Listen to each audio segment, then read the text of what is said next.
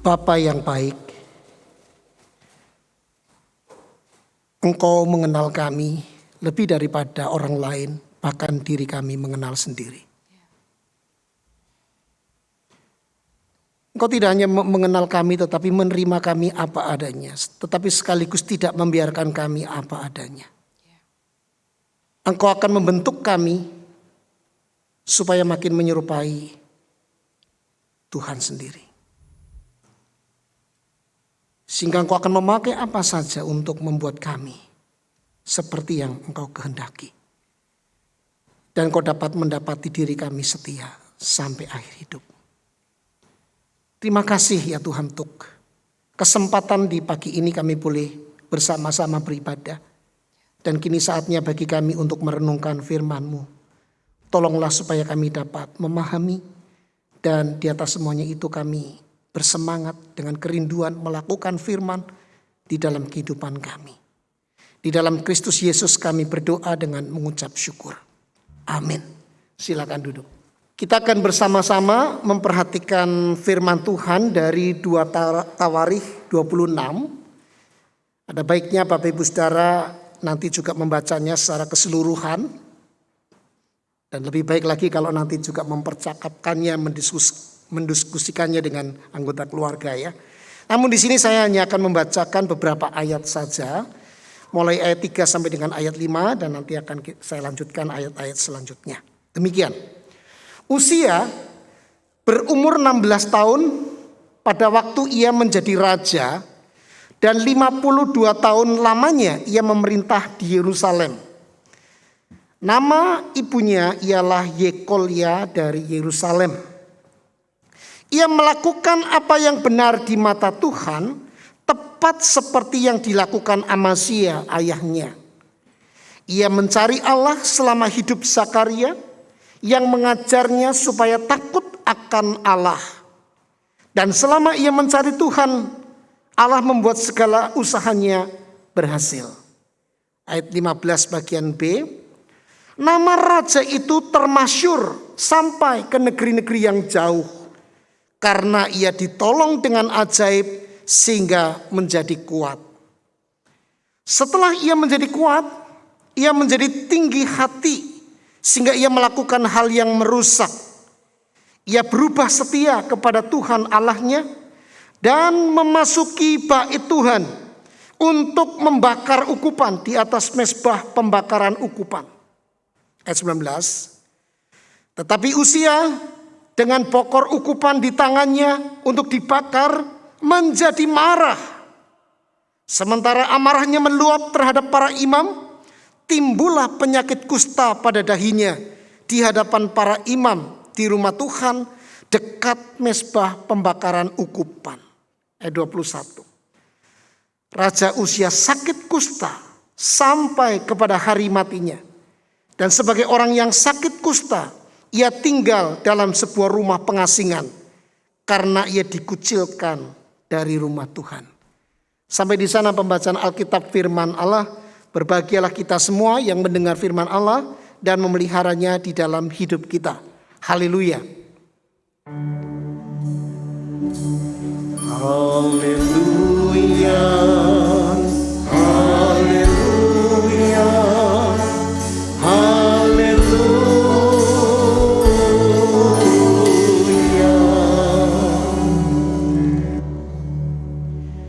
Bapak Ibu Saudara yang dikasihi Tuhan, dalam sebuah pertandingan, hal yang penting adalah bagaimana kita memulai pertandingan dan bagaimana kita bertanding. Namun pada akhirnya, bagaimana kita mengakhiri pertandinganlah yang diperhitungkan.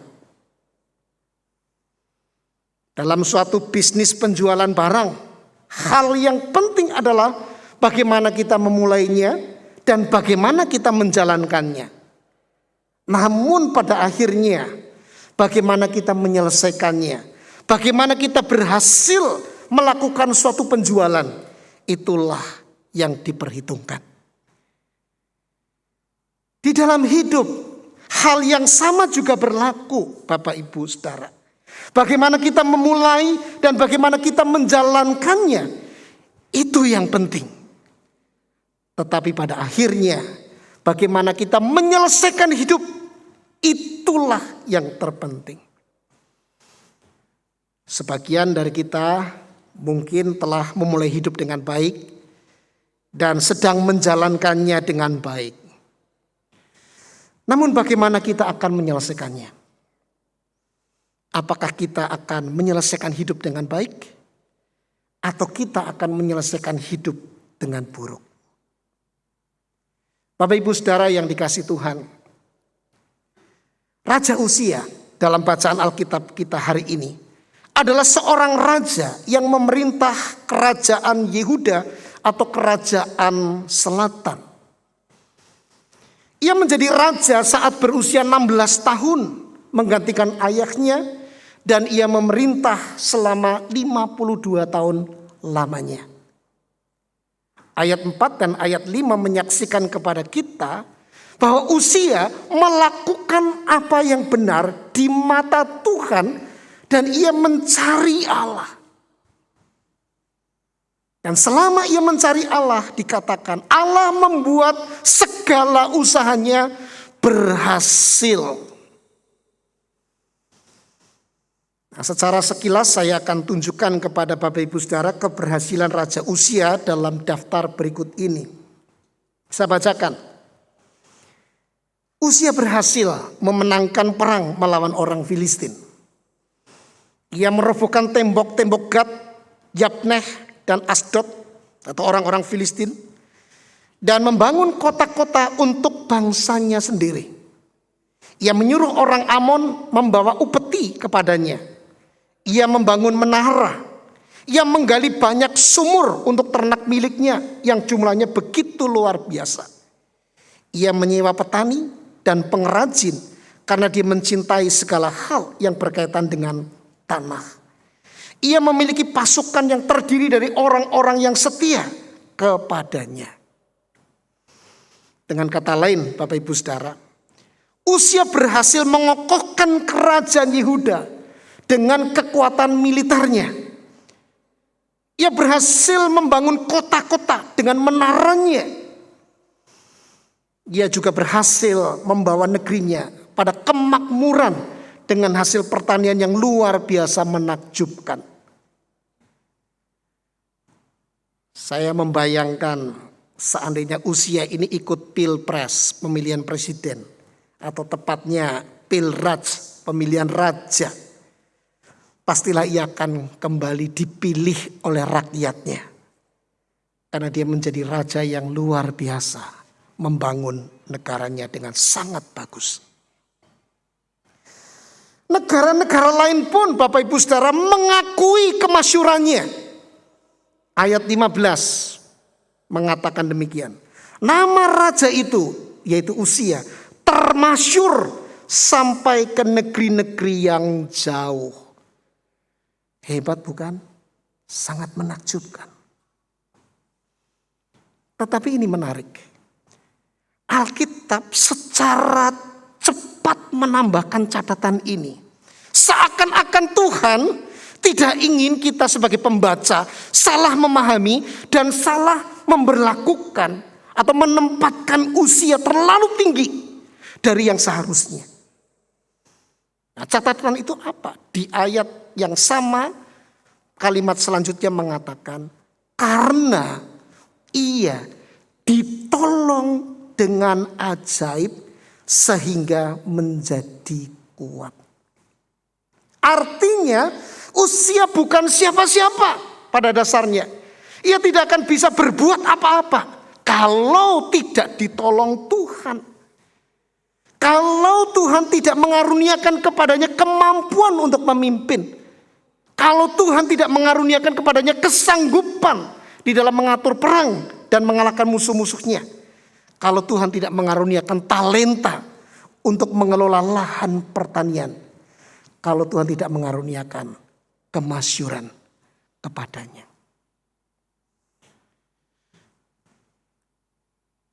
Saya membaca ayat ini tersentak. Sebab kadang kita ini terlalu cepat memuji orang dengan keberhasilannya. Tapi Tuhan seolah ingin kita melihat siapa yang membuat orang berhasil. Dengan segera Tuhan menempatkan pernyataan yang tegas, karena Tuhan menolong. Tetapi Uzia, Bapak Ibu Saudara, yang arti namanya itu Tuhan kekuatanku, atau Tuhan telah menolongku, menjadi lupa diri. Seperti kacang lupa kulitnya. Ia menjadi tinggi hati, melakukan hal yang merusak, dan berubah setia kepada Tuhan. Nama yang indah itu seolah digantinya dengan arti, aku adalah penolongku, aku adalah kekuatanku sendiri. Apa tandanya bahwa ia tinggi hati dan berubah setia? Uzia mengambil alih tugas imam. Ia memakai jubah imam, masuk ke dalam bait Allah, ke dalam ruang kudus, membakar ukupan di atas mezbah pembakaran ukupan. Kita pernah belajar denah bait Allah atau sebelumnya kemah suci.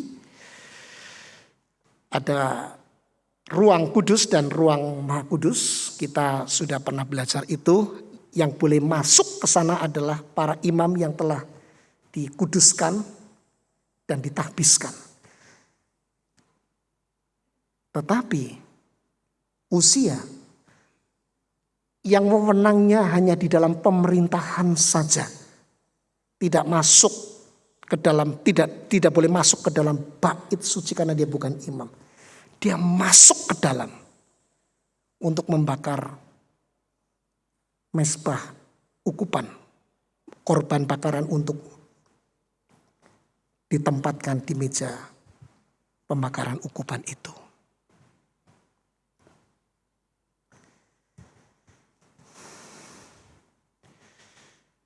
Apakah salahnya besar toh? Kan cuma melakukan sesuatu yang ya mestinya ya cincai lah, cincai.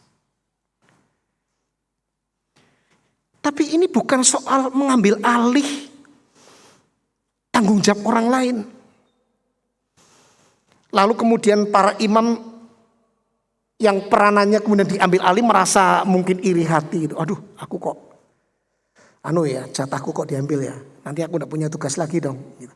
Ini bukan soal ambil alih tanggung jawab atau wilayah tanggung jawabnya, bukan. Tapi apa yang dilakukan oleh Uzia ini sesungguhnya Bapak Ibu Saudara, dia memberontak kepada Tuhan. Dia mengambil alih otoritas Allah pada dirinya sendiri. Dia mengambil wewenang yang bukan wilayahnya, yang dikhususkan kepada para imam itu.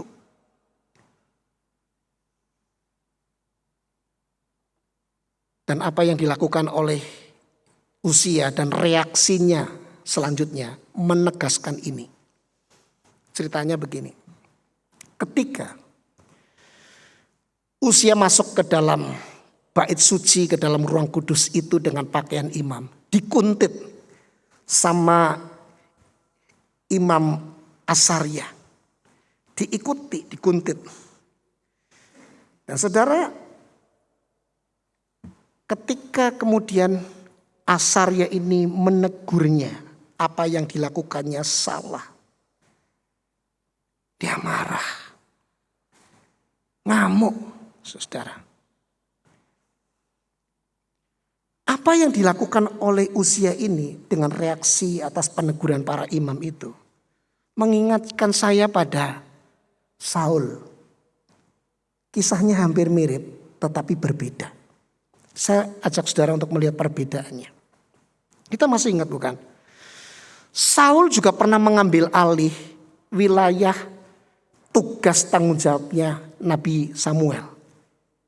Ketika itu dia mempersembahkan korban bakaran kepada Tuhan sebelum berperang melawan Filistin. Tetapi Bapak Ibu Saudara, saya melihat ada perbedaan yang kontras. Perbedaannya di mana? Kalau Saul itu ketika dia mempersembahkan korban bakaran itu dalam situasi kepepet, terjepit. Ketika itu musuh sudah semakin dekat dengan tentaranya dan tentaranya sudah kalang kabut, kebingungan. Lalu Saul merasa, aku harus memohonkan kepada Tuhan pertolongan. Lalu dia mempersembahkan korban yang seharusnya hanya boleh dilakukan oleh Nabi Samuel. Tapi Samuel nggak datang-datang. Nah, ketika saya membandingkan ini, saya sedikit lebih memahami, walaupun tidak berarti dapat dibenarkan perbuatannya. Karena apa? Posisinya kepepet toh. Ya wis toh, mau tidak mau melakukan ini.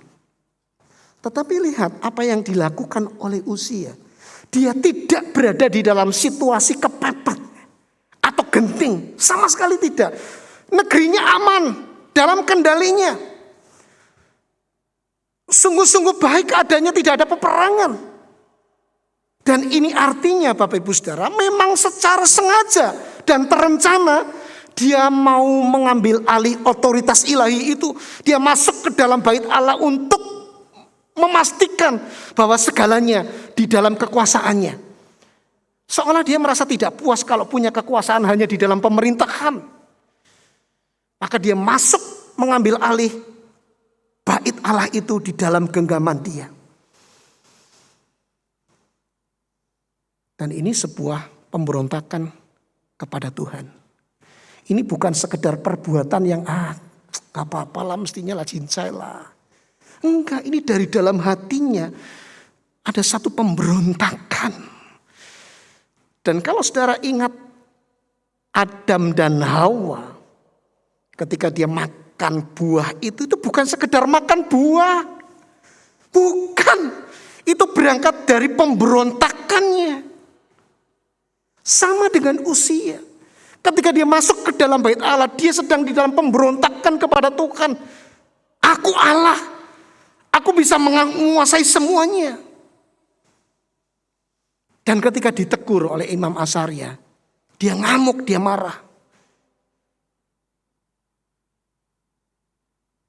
Dan hal yang luar biasa terjadi sebagai hukuman Tuhan. Pada saat bersamaan, Tuhan memberikan penyakit kusta yang munculnya di dahi. Dia kaget. Lalu imam-imam memastikan itu kusta. Lalu orang ini disuruh pergi dan diasingkan. Saudara bisa bayangkan.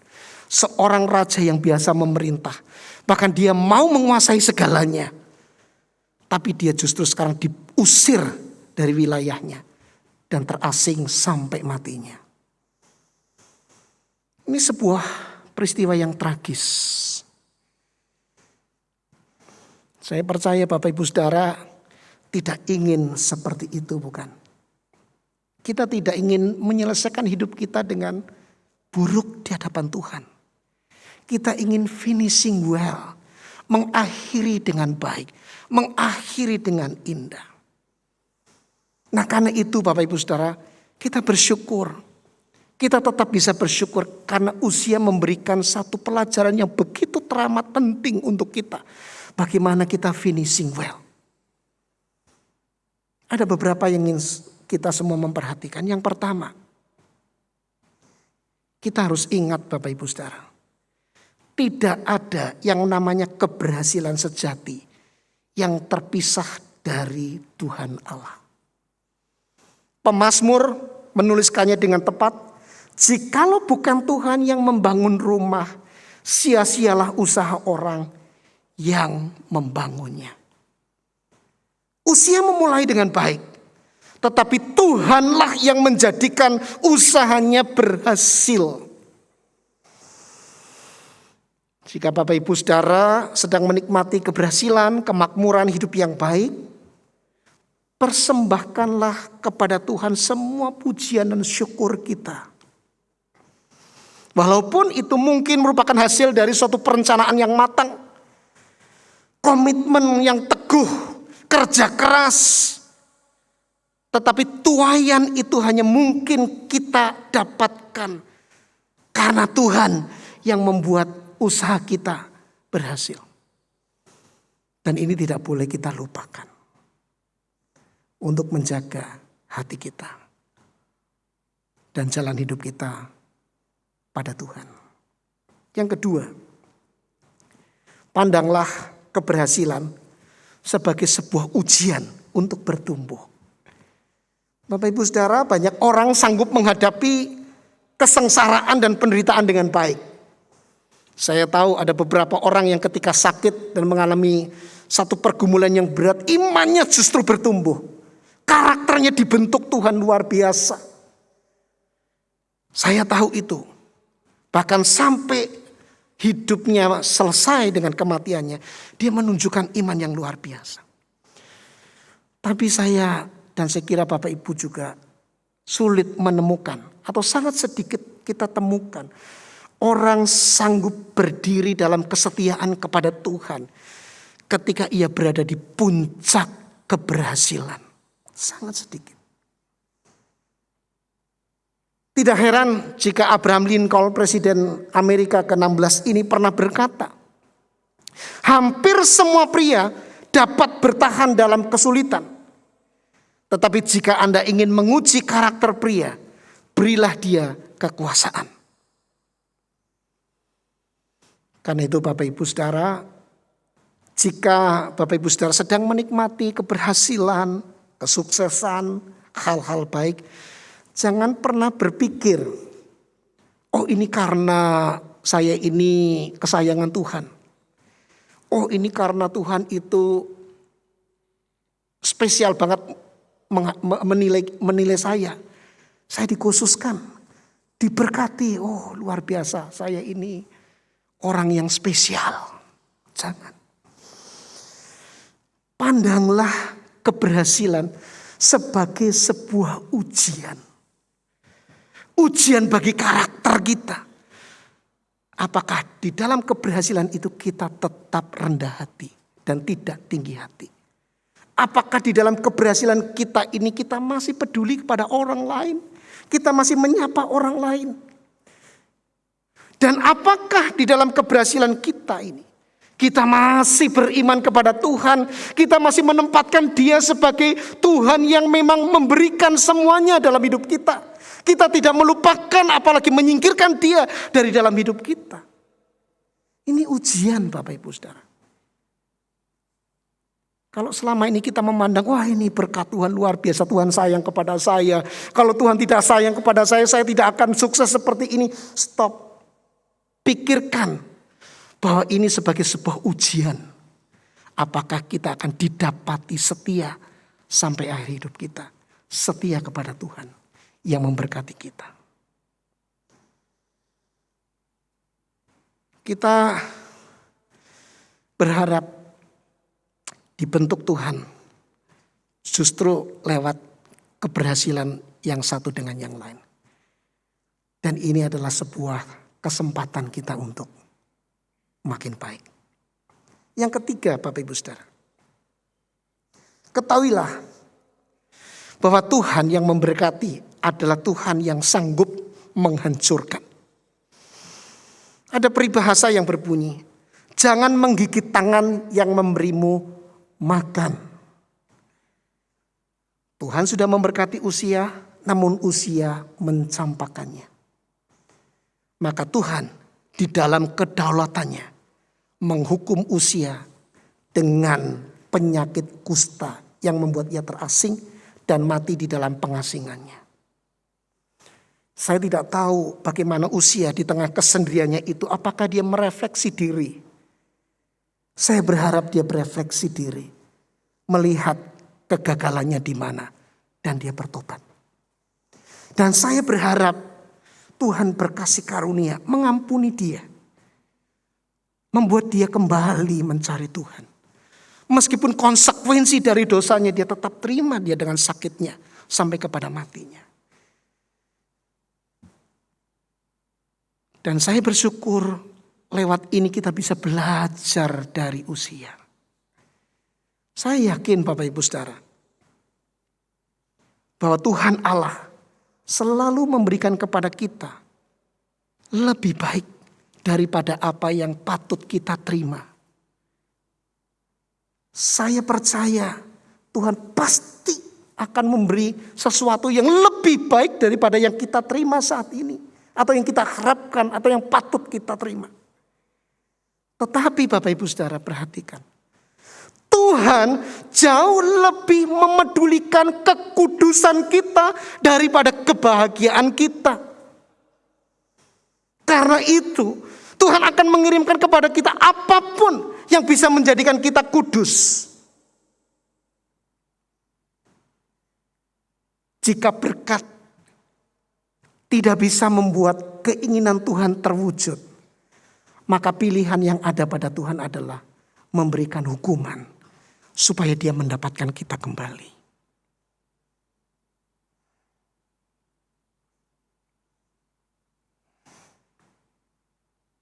Marilah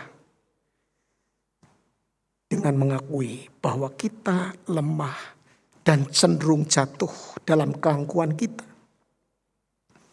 kita senantiasa datang pada Tuhan, memohon kekuatannya, supaya kita dapat menyelesaikan hidup kita dengan baik. Dan kita tidak mengecewakan Tuhan. Amin. Kita berdoa.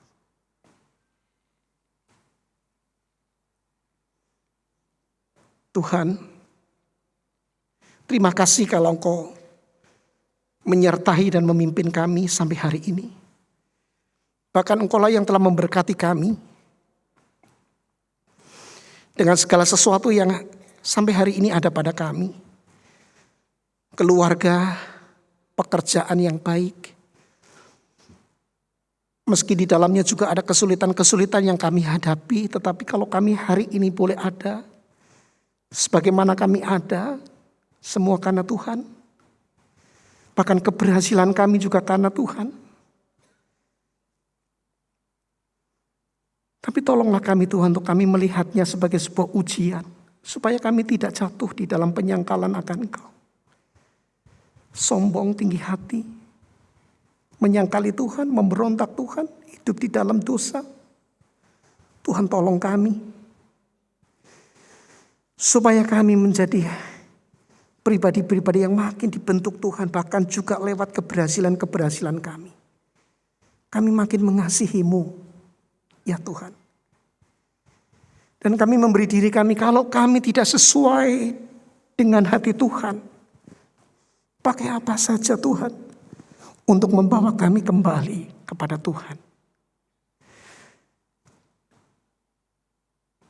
Tolonglah kalau jemaat-Mu saat ini sedang di dalam pergumulan.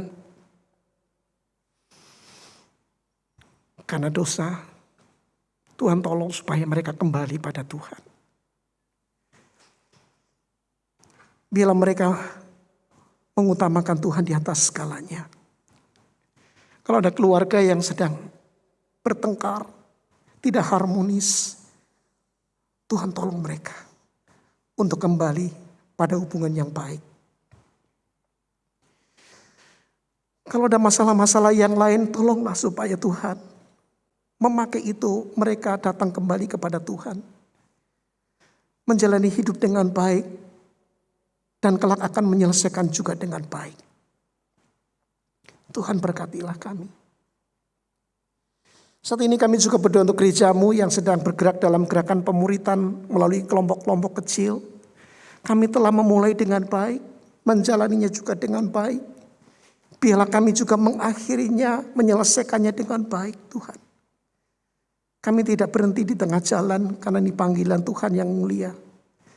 Biarlah kami memiliki hati dan semangat yang terus membara untuk melayani Tuhan melalui gerakan pemuritan ini. Berkati majelis jemaat dan seluruh aktivis gereja, para pengurusnya, agar kami terus bersehati di dalam menjalankan tugas tanggung jawab pelayanan kami dengan baik, dengan maksimal. Dan kami menyelesaikannya dengan baik pula. Sekarang kami berdoa untuk bangsa dan negara kami, untuk Presiden Jokowi. Tuhan juga berikan hikmat padanya untuk terus membawa negeri ini menjadi lebih baik. Dan hamba-Mu ini boleh menyelesaikan dengan baik. Dan bangsa dan rakyatnya juga menikmati segala kebaikan Tuhan lewat pemerintahan yang baik. Terima kasih Tuhan. Inilah doa kami. Kami mohonkan kepadamu di dalam nama Tuhan kami Yesus Kristus, Tuhan dan Juru Selamat kami yang hidup.